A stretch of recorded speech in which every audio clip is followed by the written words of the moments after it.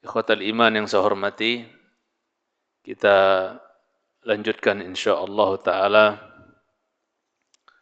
masih pembahasan kita seputar hadis Jibril yang panjang tentang dialog Nabi kita alaihi salatu wasalam dengan Jibril yang menjelma ya, seperti manusia biasa. Pembahasan kita masih terkait dengan al-iman, di mana Jibril minta kepada Nabi kita sallallahu alaihi wasallam dikabarkan, diberitahu tentang iman. Akhbirni 'anil iman. Iman, definisi daripada iman adalah at-tasdiq. Tasdiq, pengakuan dan pembenaran. Ya. Di hadis ini Rasulullah sallallahu alaihi wasallam mendefinisikan iman ya sebagai keyakinan yang ada di dalam batin, dalam hati. Jadi iman perbuatan apa jemaah? Hati.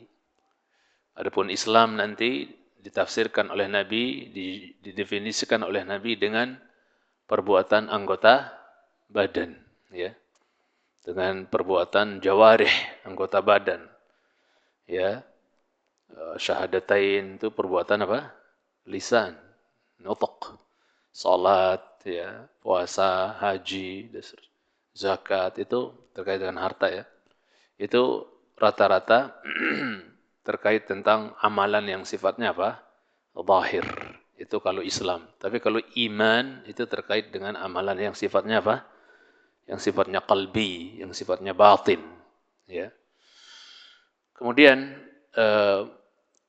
ketika kita mendapatkan sebagaimana mungkin pernah kita sinyalir, Islam dengan iman disebut bersamaan, maka kita sudah jelaskan, insyaallah masih ingat, bahwa ketika Islam dan iman disebut bersamaan, maka dia masing-masing memiliki makna tersendiri.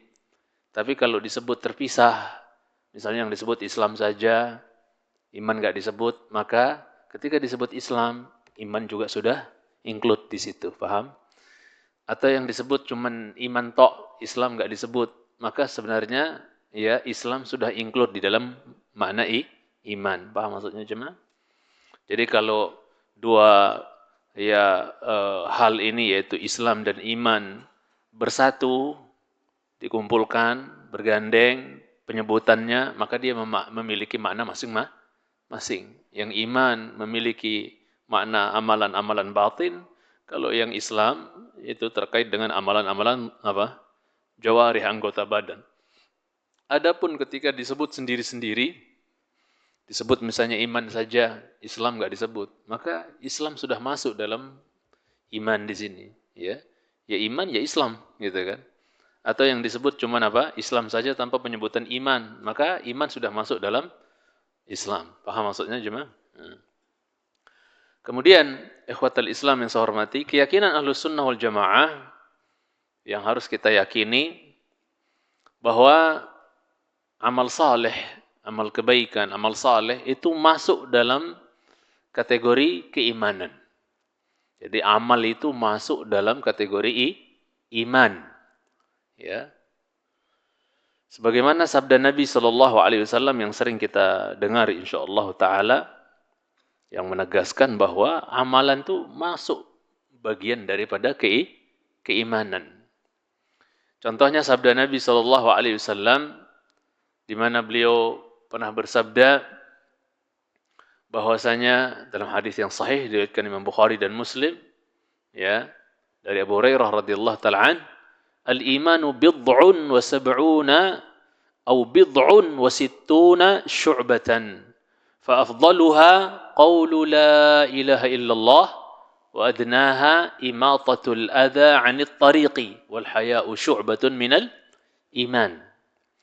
Nabi sallallahu alaihi wasallam bersabda, iman itu memiliki 70 cabang, ya, lebih atau 60 cabang lebih, gitu kan. Cabang keimanan itu. Ya. Yang paling utama, paling afdol, paling tinggi dari cabang keimanan itu adalah apa? Qaulu la ilaha illallah. Yaitu ucapan seseorang yang mengatakan la ilaha illallah, kalimat tauhid jemaah. Itu sudah paling tinggi sudah. Ya, ucapan orang yang mengatakan la ilaha illallah, ya, itu apa? Level keimanan paling tinggi sudah. Ya. Bahkan itu aslul iman, pokoknya keimanan. Orang nggak bisa dikatakan beriman kalau dia tidak mengucapkan la ilaha illallah. Nanti ada ya aslul iman, ada kamalul iman, ada istilah-istilah seperti itu dalam ilmu akidah. Ada yang sifatnya ya aslul iman, pokoknya iman, seperti mengucapkan dua kalimat syahadat dan meyakini makna dan kandungan dari dua kalimat syahadat tersebut. Itu aslul iman, pokok keimanan. Nggak bisa lepas. Ya. Kalau itu hilang, maka orang nggak dikatakan beriman. Kalau orang tidak ucapkan, tidak yakini, maka dia tidak dikatakan beriman. Nanti ada sesuatu yang disebut dengan kamalul iman. Ya, dalam artian ya asal imannya ada, ya, mencintai Subhanahu wa taala, tapi ya kadang dia bertambah, kadang dia berkurang. Apa yang bisa menyempurnakan ya iman yang kurang tersebut? Banyak sekali. Di antaranya apa misalnya? Menyenangi untuk orang lain apa yang kita senang untuk diri kita sendiri. Nabi bersabda, la yu'minu ahadukum hatta yuhibba li akhihi ma yuhibbu li nafsihi. Enggak sempurna iman seorang di antara kalian sampai dia senang untuk saudaranya apa yang dia senang untuk dirinya. Ya.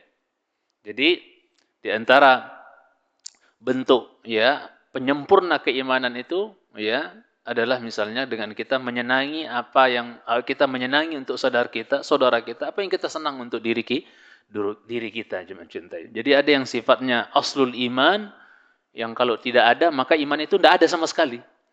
Ada yang sifatnya kamalul iman. Jadi asal imannya ada, tapi ya mungkin dia tidak sempurna, maka dia butuh sesuatu yang menyempurnakan.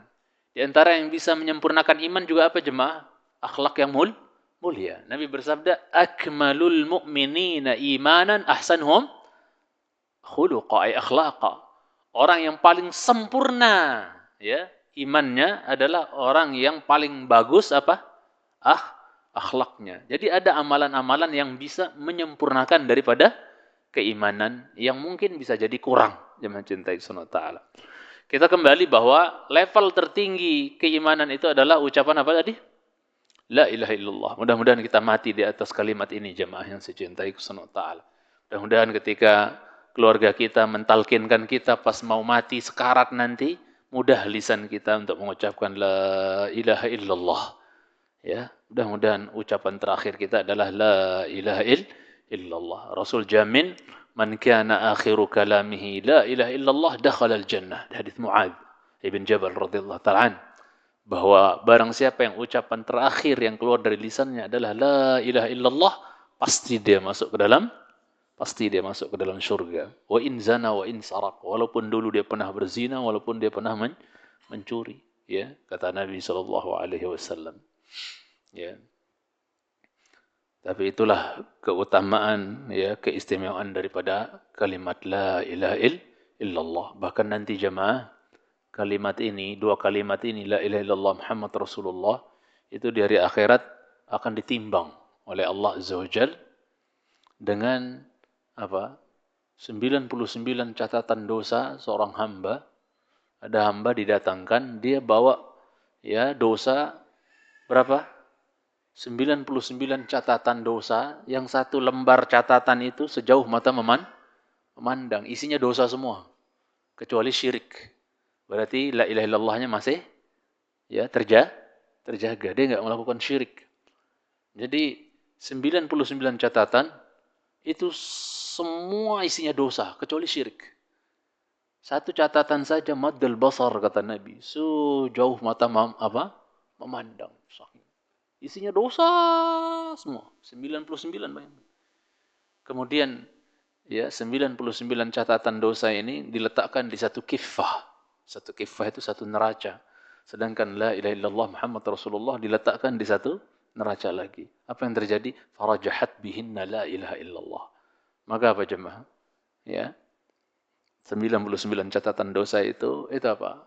Jadi enteng, jadi ringan. Ya. Terkalahkan beratnya oleh apa? Kalimat la ilaha illallah yang tercatat di bitaqah. Kartu kecil gitu. Yang dikenal hadis ini dengan hadithul bitaqah, hadis kartu gitu. Yang tulisannya hanya la ilaha illallah Muhammad Rasulullah. La ilaha illallah bersih dari syirik. Muhammadur Rasulullah bersih dari bid'ah. Ya. Maka apa jemaah cintai sunnah ta'ala? Ya, ketika ditimbang dua kalimat ini dengan 99 catatan dosa, itu ternyata lebih berat kalimat keutamaan la ilaha illallah. Maka bersihkan diri kita dari kesyirikan, jemaah cintai sunnah ta'ala. Nah, kemudian wa adnaha imatatul adza 'anit tariq. Dan yang paling rendah level keimanan itu adalah menyingkirkan duri atau gangguan dari jalan. Lihat ajaran Islam jemaah. Duri saja disuruh untuk apa? Disingkirkan. Buru-buru Islam ngajarin taruh bom. Bom sana, ngebom situ. Mana ada? Islam apa itu namanya? Nyuruh naruh bom sana, sini, dan seterusnya. Ngebom sana, ngebom situ. Dengan dinamakan bom syahid katanya. Ya. Waliyadzubillah. Ya, yang ada itu namanya intihar, bunuh diri. Dan orang yang bunuh diri akan disiksa dengan apa yang dia bunuh diri dengannya. Dan dia terancam kekal di neraka. Ya. Walaupun makna terancam kekal di sini maksudnya apa? Kalau dia masih punya iman, ujung-ujungnya akan pindah ke surga. Tapi suwi di dalam jahanam, lama sekali di jahanam. Makanya bahasakan kekal. Ya. Saking lamanya di jahanam. Orang yang bunuh diri itu. Mencintai sunnah ta'ala. Jadi lihat Islam ya rendah level keimanan paling rendah saja menghindarkan gangguan dari jalan, ya duri, ya beling, ya batu, ya kulit pisang atau apa yang bisa mencelakakan orang. Segitunya Islam, bayangkan. Ya. Ya. Mana mungkin Islam mengajarkan terorisme? Mana mungkin Islam mengajarin ya ngebom sana, ngebom situ, ya. Sebagaimana yang kerap terjadi ya dulu di negeri kita, ya, mencintai Islam. Enggak mungkin. Itu pasti Islam enggak benar kayak gitu tuh. Pasti Islam enggak benar kalau seperti itu. Mencintai karena Allah SWT. Dan sebagian dari mereka udah bertaubat kembali, rujuk gitu kan. Mengakui bahwa apa yang mereka yakini, jalani, amalkan selama ini adalah kebatilan. Ya, jangan cintai SWT. Siapa yang itu Umar Patek dulu ya? Umar Patek namanya, udah rujuk dia, udah taubat dia ya. Cintai. Ada lagi yang lain-lain tuh. Siapa namanya? Imam Samudra bukan? Ya, itu namanya. Siapa? Ada yang satu lagi dulu yang bom Bali kalau nggak salah. Amrozi. Ya, itu yang dieksekusi Amrozi atau Imam Samudra? Ada yang tobat satu orang itu. Siapa namanya itu? Ada deh. Saya pernah lihat. Nah, jadi ya, jangan cintai karena Allah Azza wa Jalla. Level terendah keimanan kata Nabi sallallahu alaihi wasallam menghilangkan gangguan dari apa? Dari jalan. Saya mau tanya, ini mindahin gangguan dari jalan itu perbuatan enggak? Amalan enggak itu cuma? Itu bentuk amalan enggak itu cuma? Walaupun kelihatannya sepele ya, itu amalan enggak itu? Amal. Ya. Tapi Nabi sallallahu alaihi wasallam masukkan dia adalah dari keimanan, bagian dari keimanan, walaupun dia adalah apa? Cabang keimanan yang paling apa? Rendah. Ini keyakinan kita Ahlus Sunnah jemaah, bahwa amal apapun dari amal soleh yang kita kerjakan itu bagian dari keimanan. Jangan cintai sunnah ta'ala. Dalil yang sangat jelas juga adalah Al-Baqarah 134. Di Al-Baqarah 134 Allah berfirman, "Wa ma kana Allahu liyudhi'a imanakum." Ya. Allah tidak akan sia-siakan amalan kalian. Maksudnya iman kalian Allah enggak akan sia-siakan.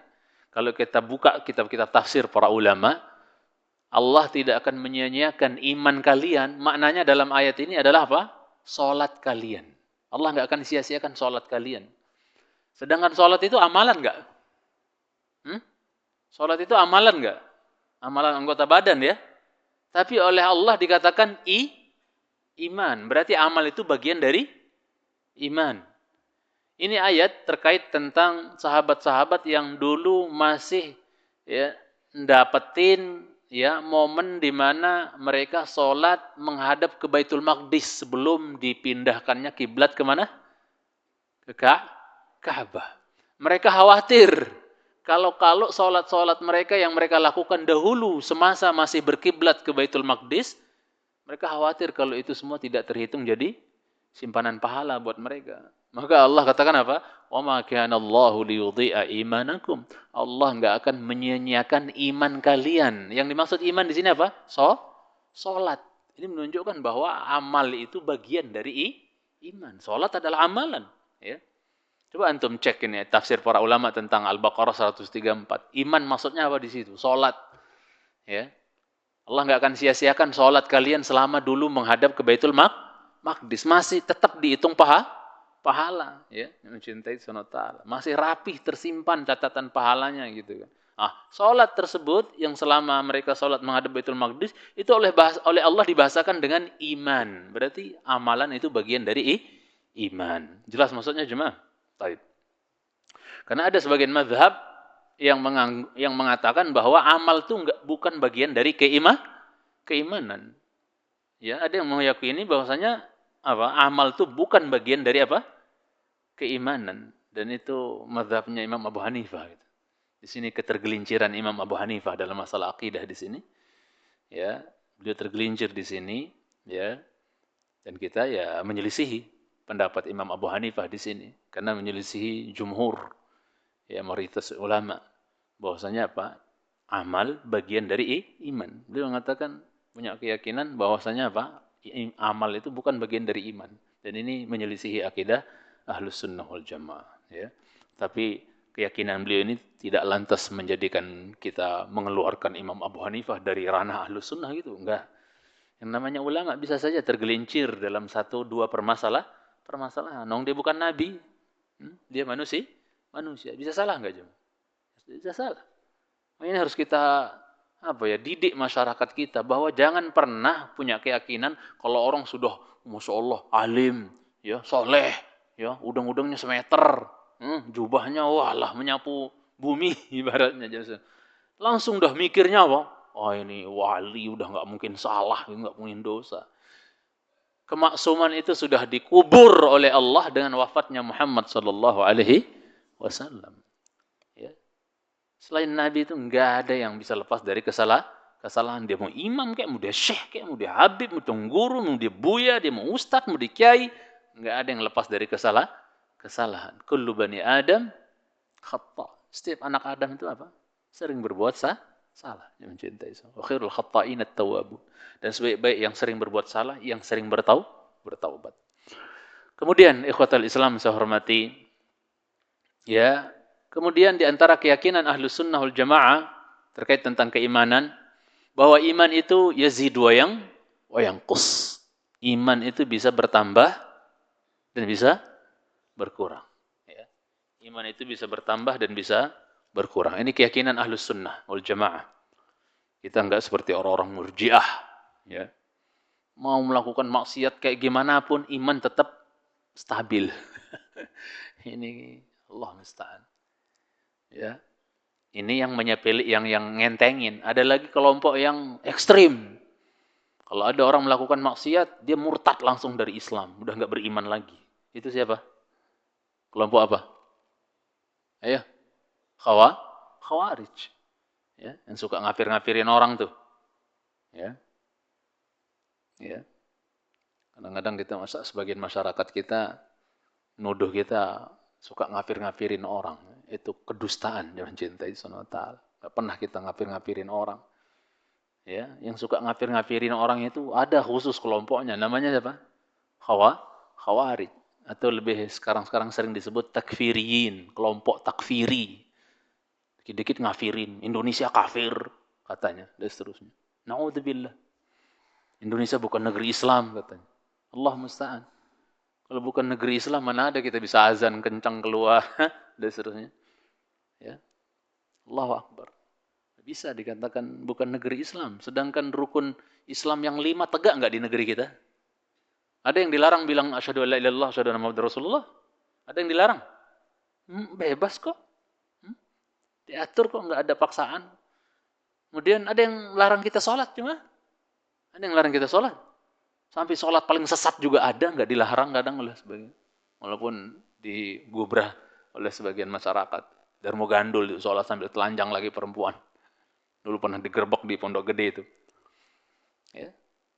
Saking suburnya gitu ibarat. Apalagi sholat yang beneran gitu, yang sesuai dengan ajaran Nabi gitu kan. Nggak ada yang larang kita, pemerintah kita, alhamdulillah. Itu Islam semua nggak tuh? Ya, urusan zakat diurus nggak? Ada basnas ya, dan seterusnya. Urusan puasa, masya Allah pemerintah kita andel. Penentuan awalnya, akhirnya, lebarannya, diatur. Negeri apa namanya kalau kayak gitu jemaah? Islam tapi negeri kafir kayak gitu jemaah, ngatur-ngatur kayak gitu tuh. Sempit sekali pikirannya orang-orang khawarij itu jemaah, orang-orang takfir itu. Urusan haji, diatur nggak? Walaupun kadang dia nggak genah kadang, ya, ngurupsiin dan seterusnya mungkin. Ya. Tapi diatur oleh apa? Itu kan kalau kejadian itu oknum ya jemaah cintai. Tapi secara umum urusan haji diatur nggak pemerintah kita? Diatur. Emang negeri apa tuh kalau yang ngatur-ngatur kayak gitu? Negeri kafir apa muslim itu? Allah musta'an. Urusan pernikahan diatur nggak? Ada KUA-nya, ada. Itu negeri apa namanya itu? Ente mau cari negeri Islam yang perfect, sempurna gitu. Potong tangan, apa, dan seterusnya. Walaupun kita mendambakan itu semua terjadi. Maksudnya tertegakkan suatu saat. Mudah-mudahan. Gitu kan. Ya. Maling potong tangan. Ya. Khomer minum pemabuk dicambuk. Ya. Bezina yang sudah menikah, dirajam sampai mati, dan seterusnya. Ya. Orang yang menuduh orang baik-baik bezina, dicambuk 80 kali. Ya. Dan seterusnya. Mencintai karena Allah Subhanahu Wa Taala. Kita dambakan itu semua terjadi, ya, terpraktekkan. Tapi ya gimana kondisinya sekarang umat belum banyak yang paham gitu, belum terlalu paham gitu kan. Tapi dengan ya sekian persen lebih banyak dari ajaran Islam terpraktekkan di negeri kita, maka ulama-ulama luar saja mengakui Indonesia adalah negeri Islam, yang mencintai semua taala. Ya. Tolong yang masih punya pemikiran Indonesia ini bukan negeri Islam, sono tinggal ke planet Pluto atau Mars atau apa. So, pindah saja sana, nggak usah tinggal ini negeri kafir di sini. Nggak usah pakai jalan orang kafir, ya. Jangan lewat bolak-balik di sini. Jangan pakai duit kita. Pakai daun aja sana belanjanya. Kalau negeri ini negeri kafir. Na'udzubillah. Ya, na'udzubillah mencintai. Jadi mereka bilang orang yang melakukan maksiat, dosa besar itu murtad dari Islam katanya. Tapi ada yang kacau namanya Murji'ah. Orang mau berdosa kayak gimana pun, maksiat kayak gimana pun, imannya apa? Stabil. Seperti iman Abu Bakar. Seperti imannya Jibril katanya. Ini batil nggak jemaah? Ini bikin enak para pemaksiat ini. Wah, kita mau maksiat kayak gimana aja, aman. Iman kita stabil, nggak ngaruh gitu. Walah, piye? Ahlus sunnah apa? Wasat. Pertengahan. Pelaku dosa besar, maksiat gitu ya, itu dia tidak murtad dari Islam, tidak kafir, tidak keluar dari Islam, tapi dia seorang mukmin yang bermaksiat, ya, muslim yang bermaksiat, ya, cintai Subhanahu wa Ta'ala, ya. Tapi kita juga tidak mengatakan bahwa kalau orang melakukan maksiat imannya sempurna, nggak ngefek gitu imannya, enggak, pasti imannya berkurang ketika dia melakukan apa?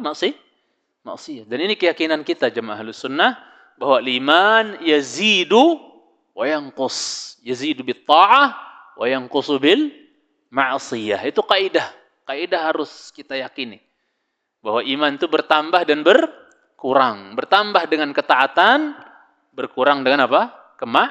Kemaksiatan. Di antara dalil yang menunjukkan bahwa iman itu bisa bertambah, Allah berfirman di surat Al-Fatih ayat yang keempat, ya, di potongan ayat, liyazdadu imanan ma'a imanihim, untuk menambah keimanan atas keimanan mereka yang telah ada.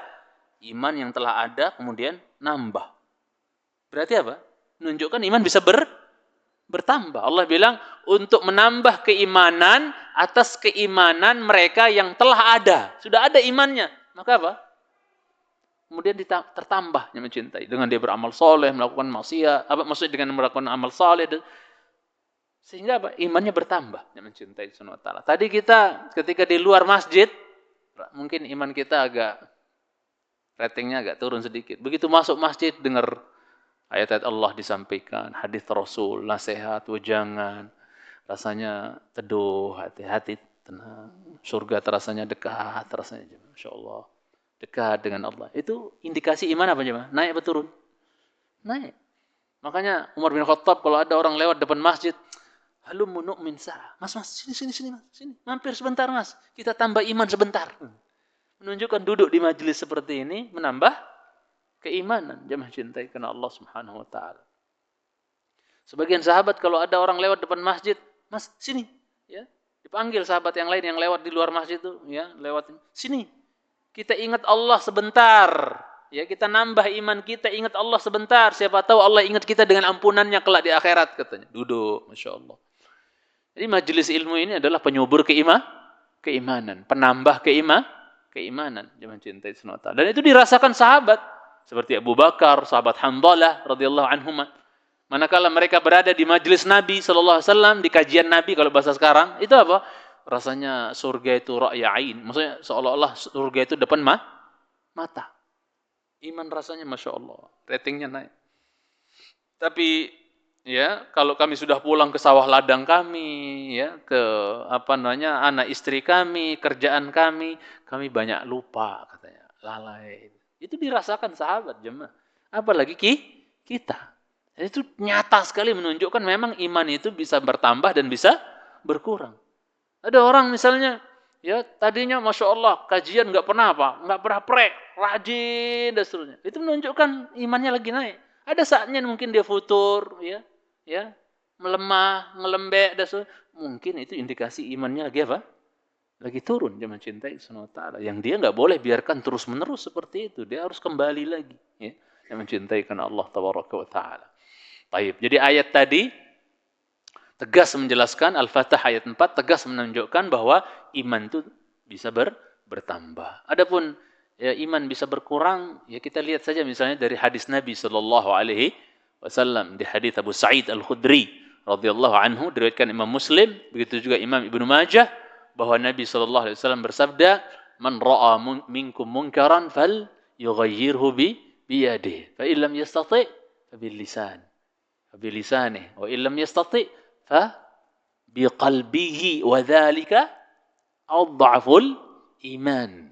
Siapa di antara kalian yang melihat kemungkaran, robah dengan apa? Tangan. Dia punya power, dia punya ya kekuasaan, mungkin power, monggo. Robah ya kemungkaran itu dengan apa? Dengan apa? Dengan tangan, dengan power gitu. Tapi kalau dia enggak punya, enggak mampu, robahlah dengan apa? Lisan, nasihat, diceramahin, dikasih wejangan dan seterusnya. Ya. Dan ini rata-rata kerjaannya para dai gitu kan, menasehati dengan apa? Lisan. Biasanya yang punya ya power untuk eksekusi itu adalah ulil amri. Makanya ulil amri sama ulama itu harus bestian jemaah sebenarnya. Ya.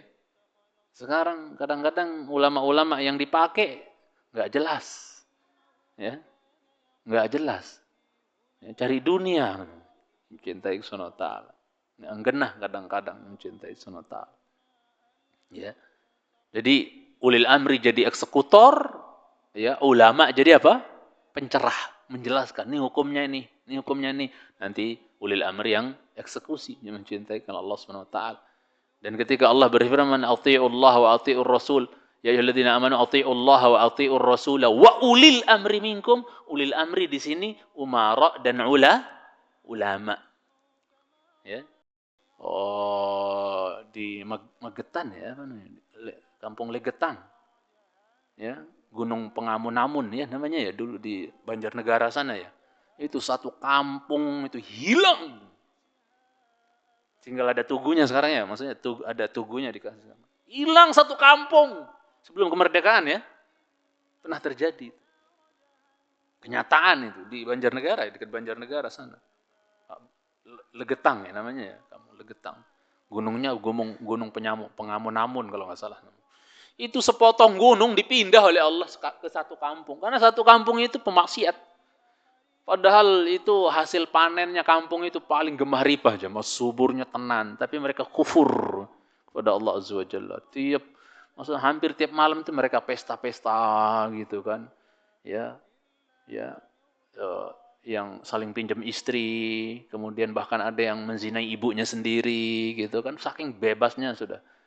Pak panggil pakai gemelan-gemelan gitu, sambil ada ritual-ritual mabuk, berzina, ya, mau putrinya kayak mau istri, mau ibunya kayak dan seterusnya, rusak sudah yang mencintai Subhanahu wa ta'ala.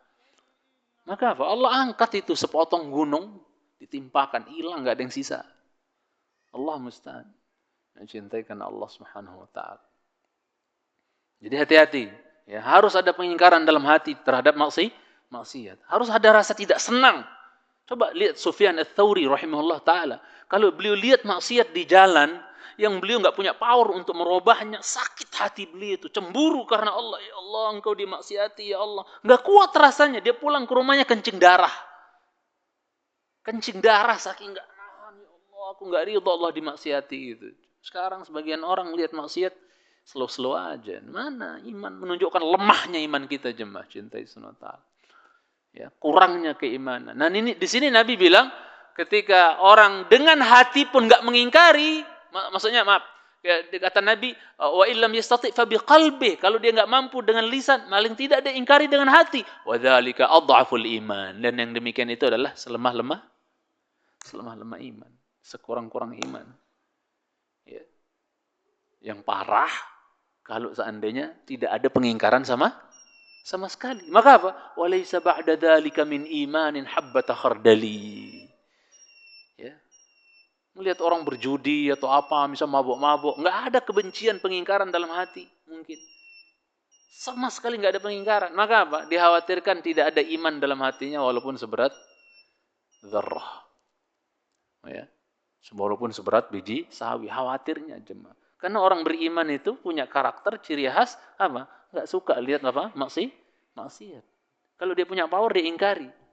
Kalau dia bisa nasihati. Tapi kalau enggak mampu, paling tidak dia benci dengan hati. Dia ingkari dengan hati. Kalau enggak ada pengingkaran sedikit pun, enggak ada kebencian sedikit pun terhadap maksiat, waduh, iman kita hilang di mana? Ya.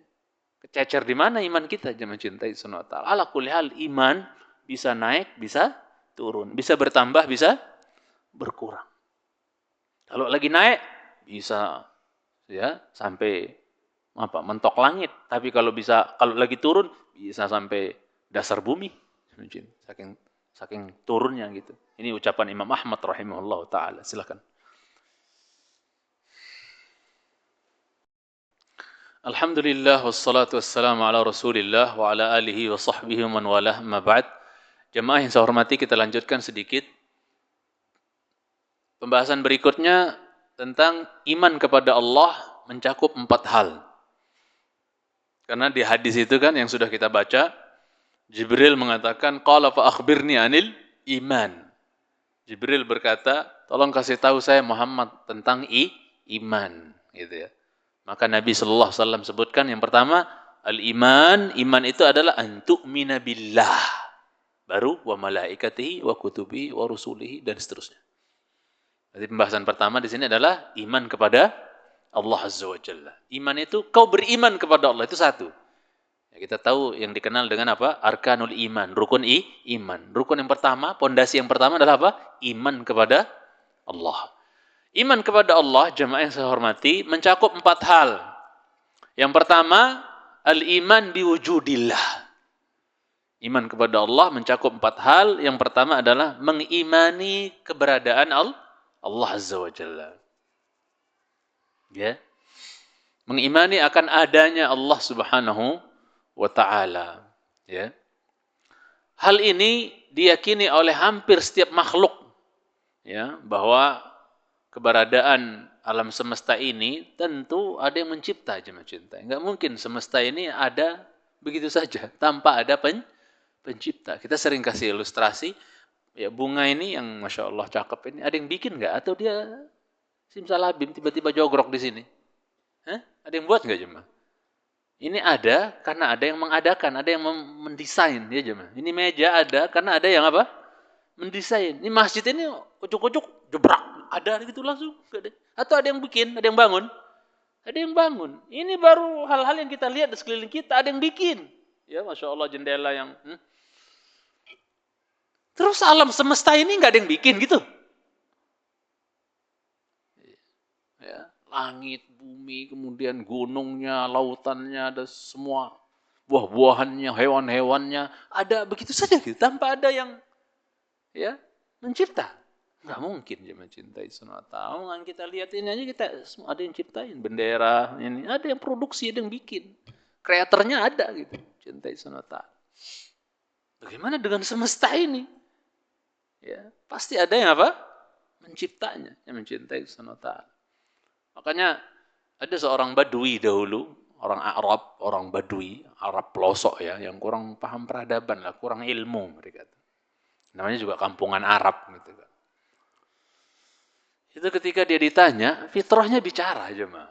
Walaupun dia nggak bisa berdalil, kalau Allah, kalau Rasul nggak bisa berdalil, Badui pelosok, kurang ilmu, kurang peradaban. Tapi fitrah dia, ya meyakini bahwa semuanya ada penciptanya. Ketika ditanya, "Kaifa arafta rabbak?" Mas, kamu tahu Tuhanmu gimana caranya? Kamu mengenal Allah, mengenal Tuhanmu, caranya gimana gitu? Dia bilang simple, al-ba'ratu tadullu 'ala al-ba'ir. Wal atharu yadullu 'ala al-masir. Fasama'un dhatu abraj wa ardun dhatu fijaj. Ala tadullu 'ala al-latif al-khabir, kata dia. Dia ketika ditanya, "Gimana kau bisa mengenal Tuhanmu?" Dia bilang apa? Ya, tai onta pasti menunjukkan adanya onta. Paham? Nggak mungkin ada tai onta, ceplak gitu aja, nggak ada yang onta yang buang. Gitu. Nggak mungkin. Pasti ada onta yang berbuat, melakukan, membuang kotoran itu. Gitu kan. Terus bekas tapak kaki, menunjukkan ada siapa? Ada orang yang lewat, ada manusianya yang lewat gitu. Atau tapak kaki apa aja lah. Menunjukkan ada yang lewat. Nggak mungkin main sekonyong-konyong ada telapak kaki ini gimana aja.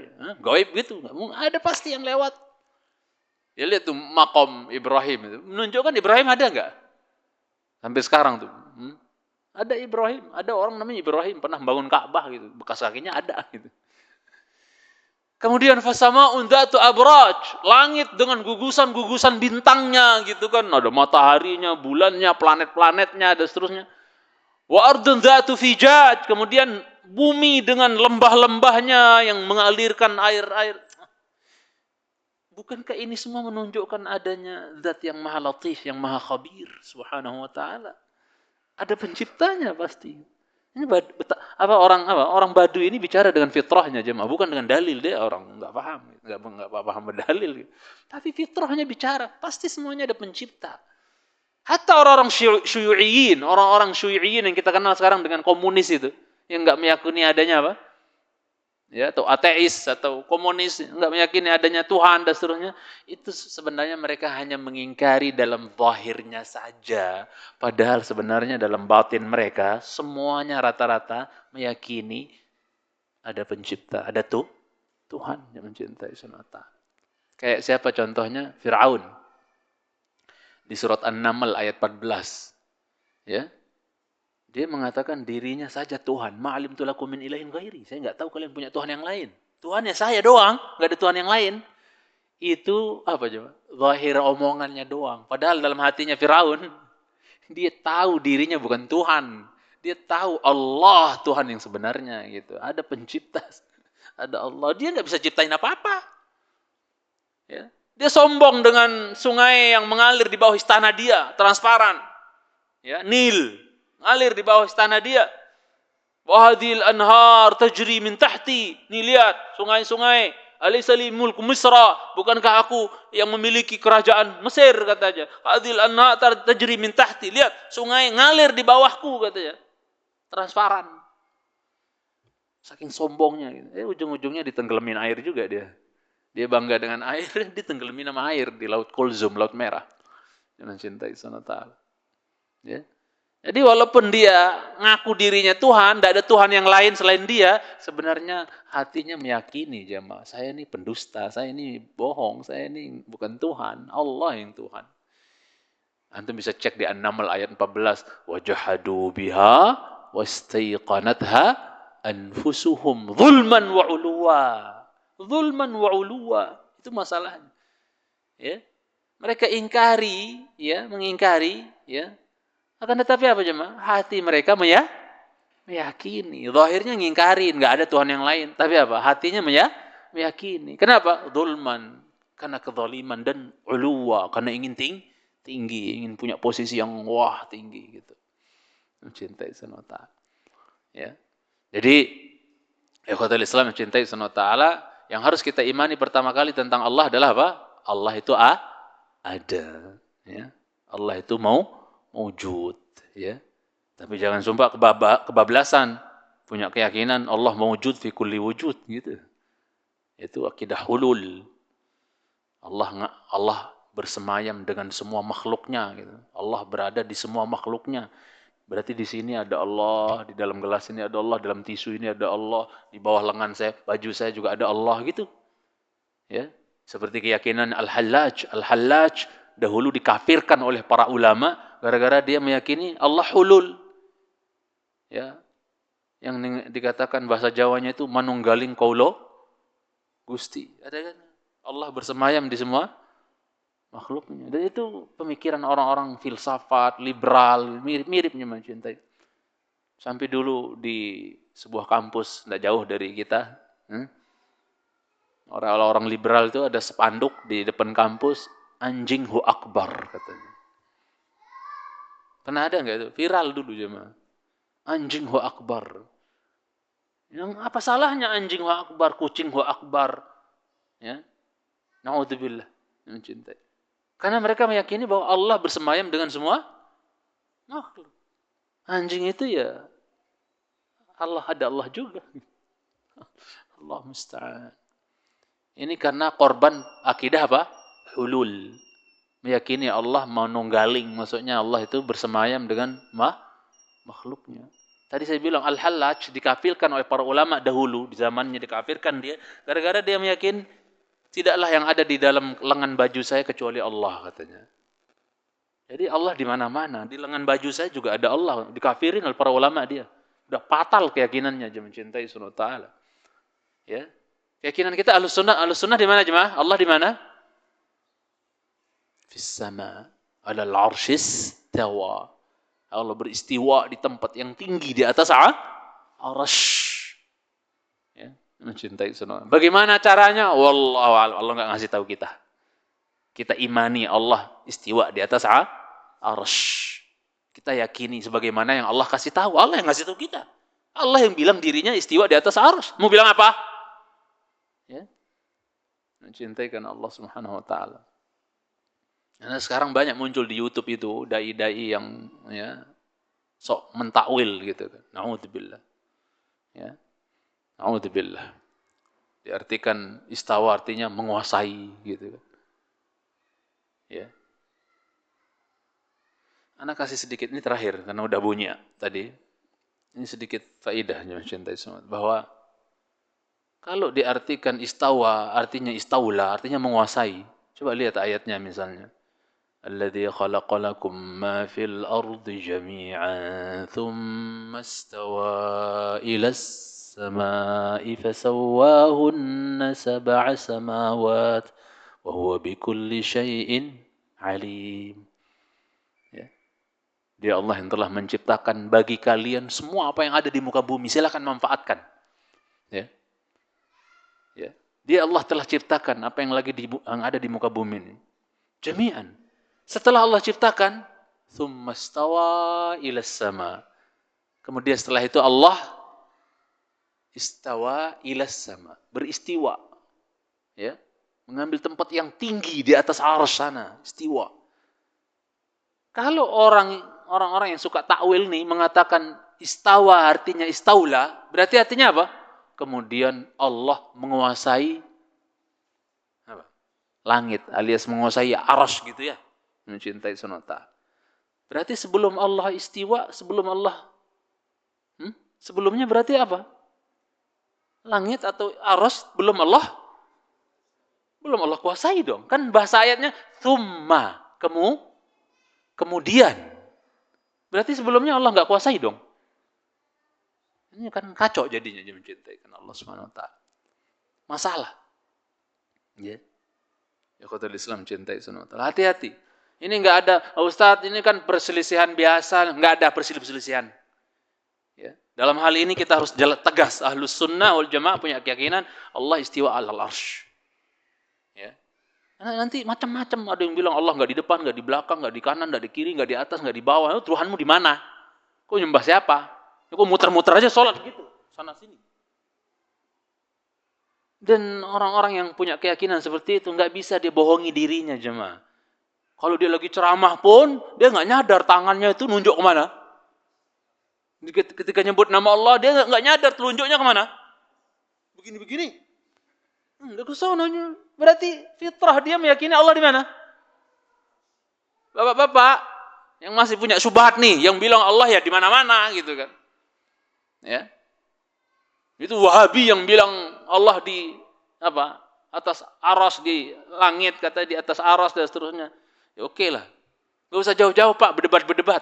Saya mau tanya Bapak, kalau lagi sujud, bilang subhana rabbiyah, apa tuh? Coba bilang, sujud. Bapak bilangnya apa berarti? Ya nggak usah pakai subhana rabbiyal a'la, berarti a'la artinya apa? Yang maha? Ya berarti dirubah aja, subhana rabbi fi kulli makan. Maha suci Tuhanku yang ada di mana-mana, gitu aja. Karena nggak meyakini Allah. Nah, paham? Sudah dirubah aja, berani robah. Terakhir, Bapak kalau lagi berdoa, Bapak hatinya muter-muter gitu. Karena Allah di mana-mana air muter. Allahumma gitu. Atau hati kita kemana jemaah? Kita ngangkat tangan kayak gini, hati kita kemana jemaah? Coba jangan pungkiri hati kita. Hati kita kemana jemaah? Lari ke atas. Walaupun mulutnya bilang Allah di mana-mana, ya, tapi hatinya tetap saja dia tidak bisa diingkari mencintai Subhanahu. Fitrah manusia meyakini Allah bersama. Orang budak perempuan pengembala aja ketika ditanya aina Allah oleh Rasul, fis-sama. Orang budak loh. Kita bukan budak, sekolah pula. Ada yang sampai doktor, ada yang MA, tapi urusan Allah di mana aja enggak kelar-kelar. Kalah sama budak, kepiye. Di hadis Sahih Muslim itu, ya. Inna Allah, di mana Allah? Fis sama. Man ana? Anta Rasulullah. A'tikha fa innaha mu'minah. Tolong merdekakan ini budak, dia wanita mukminah sejati gitu. Diukur oleh Nabi mukmin sejati itu dia meyakini Allah di langit. Kalau meyakini Allah di mana-mana, Allah bersemayam di semua makhluk, ini mukmin apaan? Jelas ini? Harus tegas kalau di sini. Antum terima enggak terima? Saya harus tegas di sini. Diskusi kita. Mencintai Subhanahu wa ta'ala. Ini harus ditanamkan masalahnya ini mencintai. Karena masih banyak kaum muslimin yang punya keyakinan aneh-aneh tentang di mana Allah itu mencintai. Bingung, ya. Karena banyak syubhat di YouTube itu. Makanya enggak usah terlalu enggak usah terlalu rajin dengar itu, ya. Yang bawa syubhat seperti itu. Udah, Al-Qur'an bilang apa, Sunnah bilang apa, insyaallah kita selamat. Nanti kita akan bahas yang kedua. Tadi kan iman kepada Allah mencakup 4 hal. Yang pertama adalah mengimani tentang adanya Allah. Yang kedua nanti tentang mengimani tentang rububiyahnya Allah. 3, uluhiyahnya Allah. Yang keempat, asma dan sifatnya Allah. Kita bahas di pertemuan akan datang biidznillah. Mohon maaf lewat waktunya sedikit. Wassallallahu ala Muhammad wa ala alihi washabbihi barik wasallim. Subhanakallahumma bihamdik. Asyhadu an la ilaha illa anta astaghfiruka wa atubu ilaik. Assalamualaikum warahmatullahi wabarakatuh.